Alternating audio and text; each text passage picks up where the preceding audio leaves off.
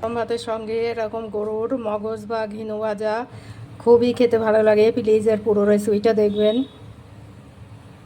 আসসালামু আলাইকুম, আশা করি আপনারা সবাই ভালো আছেন, সুস্থ আছেন। আমি আজকে এই গরুর মগজ বা ঘিনু এটা ভাজা করব। তা প্রথমে আমি এটা ধুয়ে নেব।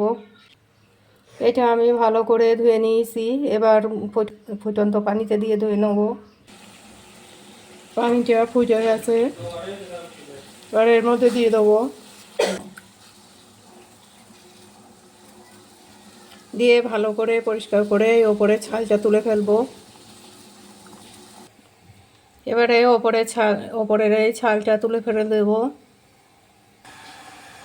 আমি এটা ফুটন্ত পানিতে দিয়ে তারপর ভালো করে পরিষ্কার করে ধুয়ে নিয়েছি। এবার এটা ভেজে নেব। গরুর মাংসটা ভাজার জন্য একটা প্যান বসিয়ে দিয়েছি, এটা গরম হয়ে গিয়েছে। এবার একটু সাদা তেল দিয়ে দেবো।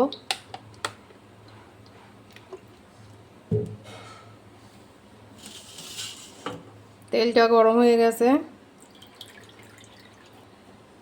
গরুর মাংসটা দিয়ে দেবো।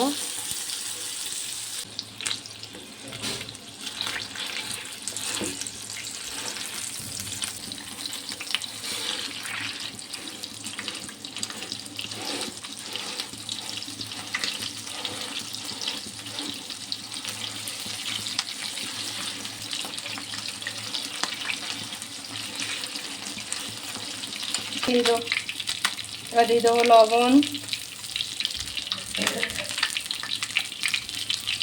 ভাজা জিরে গুঁড়ো,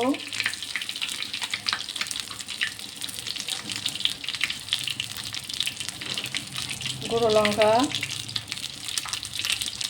হলুদ,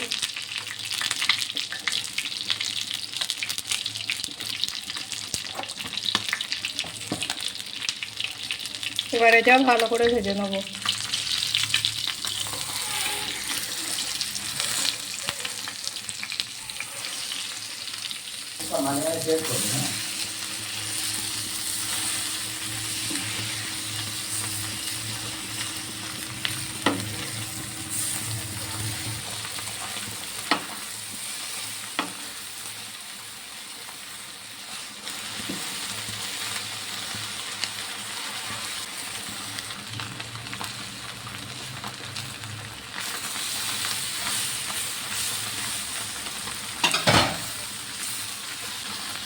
আমার এই গরুর মগজ ভাজাটা হয়ে গিয়েছে, এবার নামিয়ে নেব।